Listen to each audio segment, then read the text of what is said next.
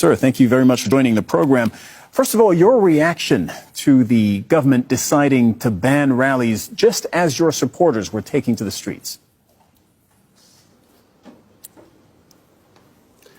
Well, just to give you the background, the Supreme Court asked the President of Pakistan to fix an election date. That date is fixed for the 30th of April, so which means 50 days left. So my party decided to do an election, open our election campaign by a rally in Lahore today. The police had given us permission. They had approved the route of the rally.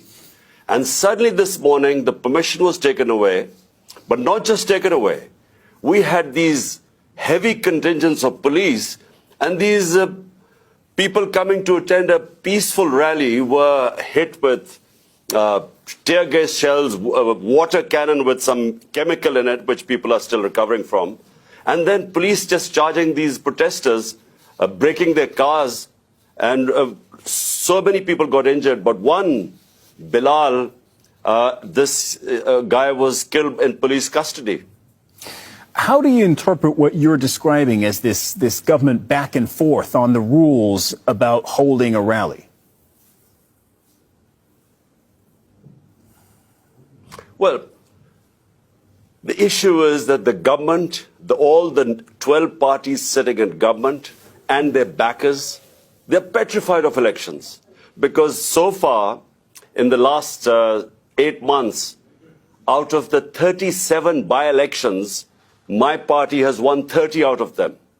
So they're petrified of general elections. They did not want the general elections. We went into the Supreme Court, and the Supreme Court then decided to hold elections, and this date of 30th April was announced by the President. So we were just going according to our schedule to start our election campaign.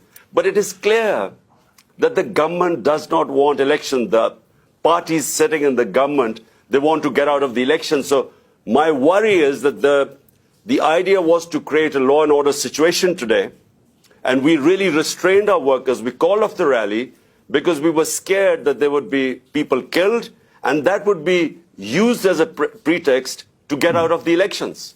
Some might answer that while the government is perhaps afraid of the upcoming elections, you're also afraid of complying with judicial rules. Police did show up at your house in Lahore only a few days ago to arrest you, to compel you to show up in court, and you evaded arrest. Well, let me tell you something. So far, there are 76 cases against me.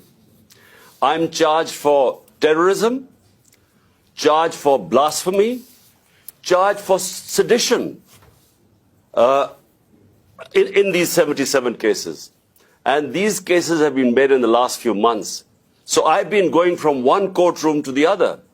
What happened was when I was shot, this assassination attempt on me, for 4 months, my leg wasn't, I had 3 bullets in my leg, so I couldn't go out of my house. So that's when they started, the cases mounted. They wanted to me appear in courts. And so it's just a question of how do you deal with 77 cases? I mean, how many court appearances do you make? So it is just one other way of getting me out of the way to contest the elections. So they want either to imprison me or to disqualify me because they are scared that my party, thanks to the Almighty, is one of the most popular party in Pakistan's history. So because they're scared, that's why they're trying to find ways either to get out of elections or get me out of the way. There are provincial elections, as you mentioned, in April, and then national elections later this year. If they both go ahead as scheduled, can you legitimately run in national elections if, as you say, there are 70-plus cases currently pending against you? All the cases, I'm afraid, are frivolous. Whenever they go into a court of law, these cases will be dismissed. Now imagine, I just give you an example. There's a terrorism. I'm supposed to have committed terrorism. Sir, sorry to interrupt, but if that's the case, and if that's why, if that's what you believe, why didn't you show up in court? Because I couldn't show up in court. There were reasons why I was injured. So for a lot of time, for 4 months, house-ridden. I couldn't really, my leg wasn't, the doctors would not allow me to travel. And they knew it. But before that, I was attending all court cases. But it's only since I was shot, that's when I didn't attend courts.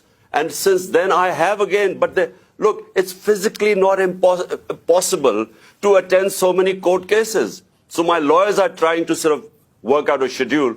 The second problem is security. My life is under threat because the people who try to assassinate me are in power. And so we've asked from the courts, we want protection. The court must give me protection before I can appear in courts. Because, I repeat, the people who I have nominated in my assassination attempt are sitting in power. Right. And just for our viewers, I want to make clear that they deny that, including the Prime Minister, who said he has nothing to do with the shooting against you late last year.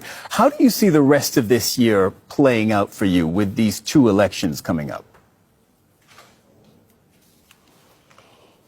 Well, you know, the biggest concern right now for my political party is to protect me, because there's a serious threat to my life.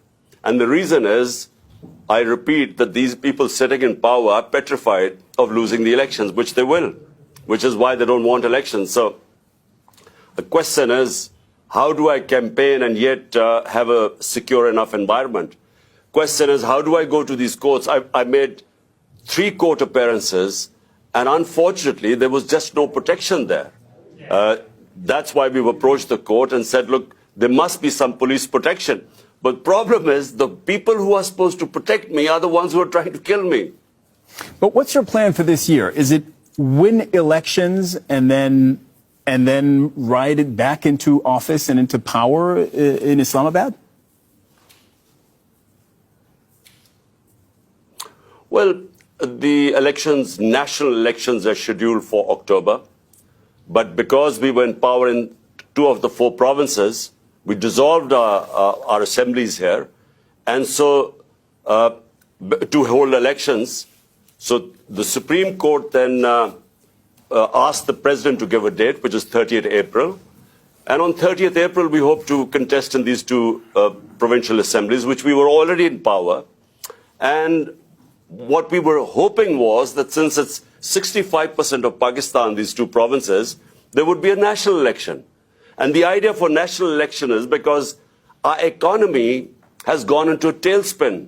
Pakistan is facing the worst economic crisis in its history. So the idea was to hold elections, which would then bring political stability and which would then bring economic stability. So this is really why we went for elections in our 2 provinces. Imran Khan, former Prime Minister of Pakistan, thank you very much for coming on the program today.